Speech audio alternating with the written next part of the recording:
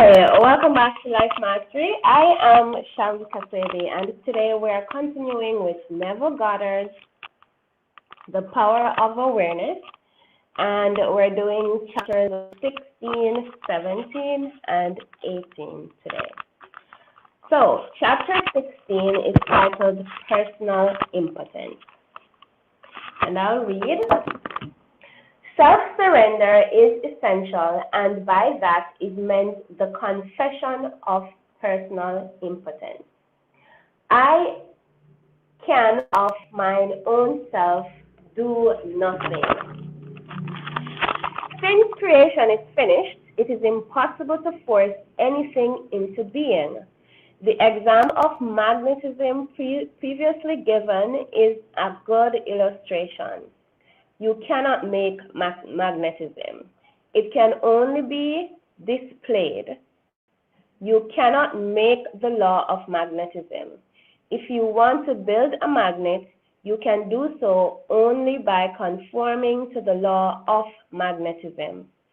In other words, you surrender yourself or yield to the law in like manner. You can neither create nor change the law of assumption. It is in this respect that you are impotent. You can only yield or conform, and since all your experiences are the result of your assumptions, consciously or unconsciously, the value of consciously using the power of assumption surely must be obvious. Willingly identify yourself with that which you most desire, knowing that it will find expression through you. Yield to the feeling of the wish fulfilled and be consumed as its victim. Then rise as the prophet of the law of assumption. So, personal impotence.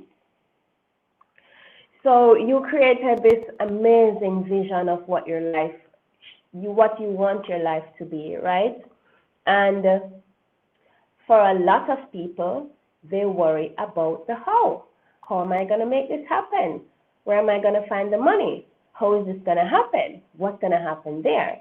This is saying, give up your power of how. Give up your need to do the work. Give up your need to do the hustle. Submit yourself to your assumption. Live in your assumption and just trust that you can't create anything that doesn't already exist. So if you created it mentally, it's there. However, your attention to your assumption is what is going to make that visionary, that mental picture, a physical reality for you, right? Amazing, isn't it? So the next chapter, chapter 17, all things are possible. It is of great significance that the truth of the principles outlined in this book have been proven time and time again by the personal experiences of the author. Throughout the past 25 years, he has applied these principles and proved them successful in innumerable instances. He attributes to an unwavering assumption of his wish already being fulfilled every success that he has achieved. He was confident that by these assumptions, his desires were predestined to be fulfilled. Time and time again, he assumed the feeling of his wish fulfilled and continued in his assumption until that which he desired was completely realized. All things are possible. That is because creation is finished. Back to the magnetism story. You cannot create magnetism. It already exists. The person who brought it to the realization of others only came to the realization of something that is already in existence. The person who created the first computer or the first idea of the computer, the person who first spoke about it, only came to the realization of something that was already in existence. The person who built the first wheel, the first anything that you can think of for that matter, the person who came up with makeup.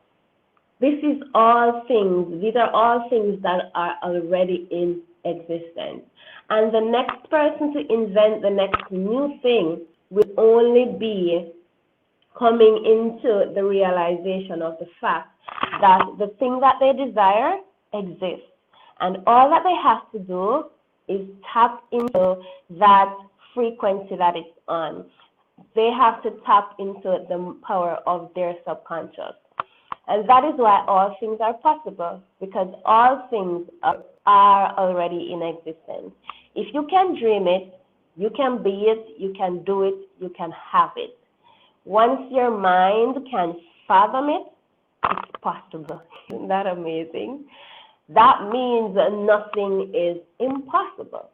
If it's fathomable, it's possible. Wonderful.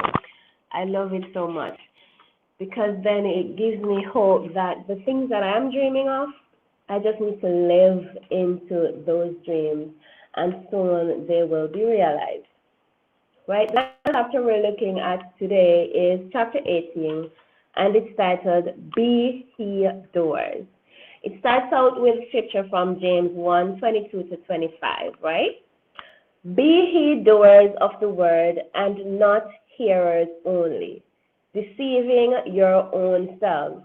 For if any be a hearer of the word and not a doer, he is like unto a man beholding his natural face in a glass, and goeth his way, and straightway forgetteth what manner of man he was. But whoso looketh into the perfect law of liberty, and continue herein, he being not a forgetful hearer, but a doer of the work, this man shall be blessed in his deed. The word in this quotation means idea, concept, or desire. You deceive yourself by hearing only when you expect your desire to be fulfilled through mere wishful thinking. Your desire is what you want to be, and looking at yourself in a glass is seeing yourself in imagination as that person. Forgetting what manner of man you are is failing to persist in your assumption. The perfect law of liberty is the law which makes possible liberation from limitation. That is the law of assumption. So, I think I can tell a story here that sums this up, right? I have been studying these things for some time, and for a while I found it hard to believe that these things, that I had this ability, that I really could just determine where my future goes without the hustle.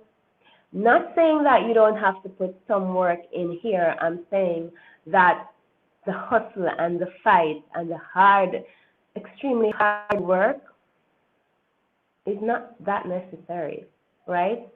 But more so than anything, I was hearing this word, but I wasn't doing it. And one day it clicked to me, and I said to myself, Sharika, you know this to be true. You believe it is true. So why aren't you doing it as if you believed that it was true? Why aren't you taking this action instead of taking other actions? And so I decided that I would do this. And it has been working. It works. Live in your fulfilled dream, your fulfilled wish. And be happy in that place. Enjoy that place.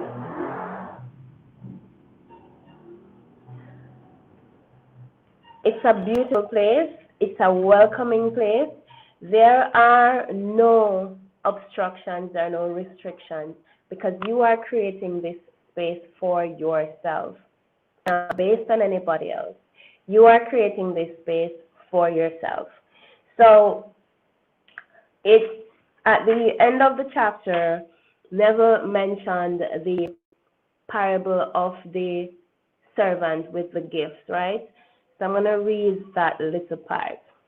So the parable of the master's condemnation of the servant who neglected to use the talents given him is clear and unmistakable. Having discovered within yourself the key to the treasure house, you should be like the good servant who, by wise use, multiplied by many times the talents entrusted to him. The talent entrusted to you is the power to consciously determine your assumption. The talent not used, like the limb not exercised, withers and finally atrophies. So you have the ability to create life by your standards, according to what you want, according to your desires. And you also are in charge of where you go next, because now that you know that you can assume the life you want, pay attention to the life you want, to create the life you want, without so much of the hustle, without so much of the how. Now that you know, you are responsible for creating that life using the power of your assumption. And if you do not, you are just like that servant who did nothing with his gift, and so his gift was taken away and he was thrown out into condemnation. It's your choice. You get to choose. So I hope that you found something useful in this video. If you did, please give it a thumbs up or leave a comment below. I would love to hear your feedback. Until next time, I am Sharita Baby, and this has been Life Mastery. Thank you for watching.